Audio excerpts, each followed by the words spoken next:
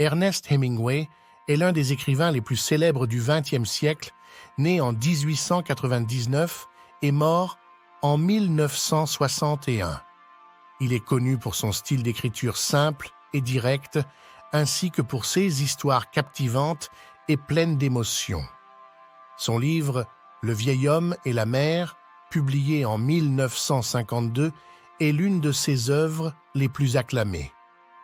Ce roman raconte l'histoire d'un vieux pêcheur cubain nommé Santiago et de sa lutte épique contre un énorme marlin dans les eaux du golfe de Mexico.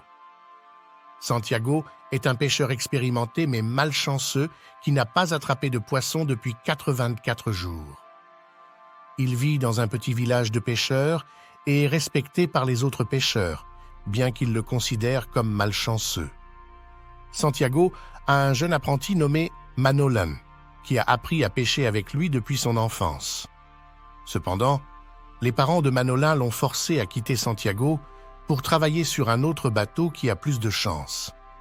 Un matin, Santiago décide de partir seul en mer pour mettre fin à sa série de malchances.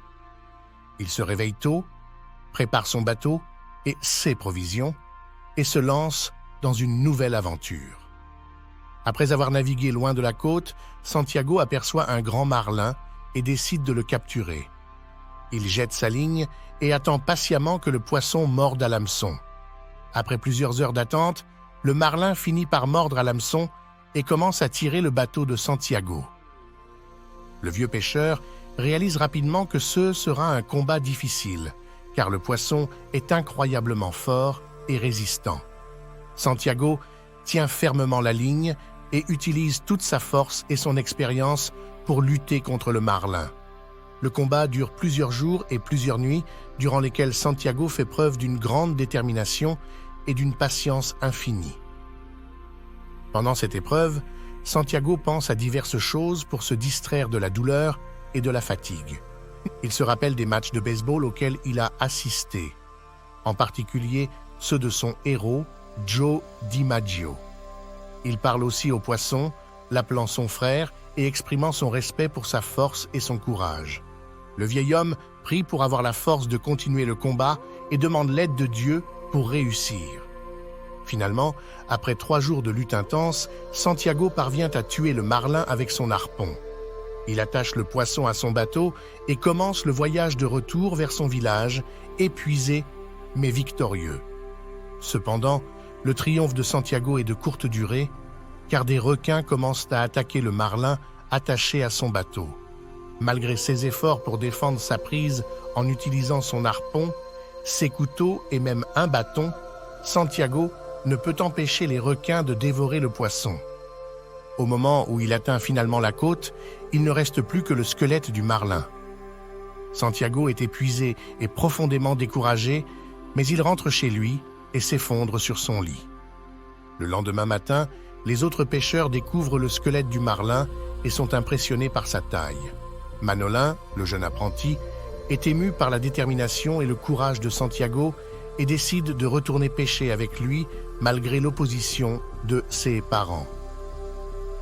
Le vieil homme et la mer est une histoire de lutte, de persévérance et de respect pour la nature. À travers le personnage de Santiago, Hemingway explore des thèmes tels que la dignité, la solitude et la lutte pour survivre contre des forces incontrôlables. Le roman est également une réflexion sur la vieillesse et le désir de prouver sa valeur malgré les défis et les échecs. La simplicité du style d'écriture d'Hemingway permet au lecteur de se concentrer sur les émotions et les pensées des personnages, rendant l'histoire encore plus puissante et touchante. Le message de l'histoire est clair.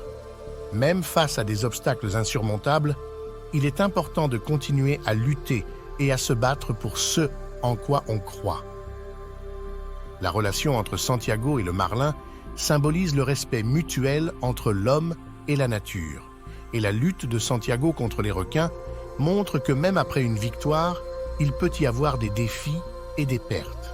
Hemingway nous rappelle que la véritable mesure de la réussite réside dans l'effort et la persévérance, plutôt que dans le résultat final. Pour ceux qui souhaitent en savoir plus sur cette œuvre magistrale et d'autres classiques littéraires, n'oubliez pas de vous abonner à notre chaîne YouTube et de liker cette vidéo.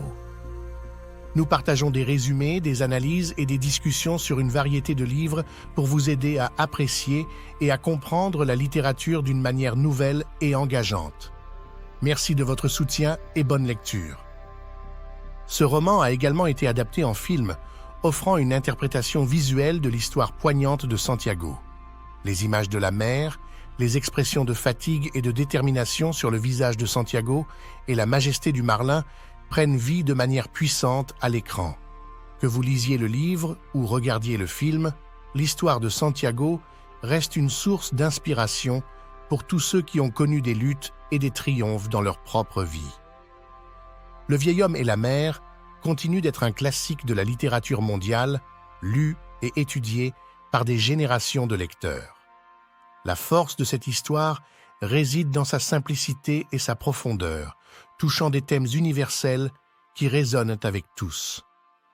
Hemingway a créé une œuvre intemporelle qui capture l'essence de l'esprit humain et la beauté brutale de la nature.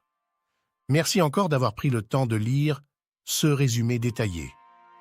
N'oubliez pas de vous abonner à notre chaîne YouTube pour plus de contenu littéraire passionnant.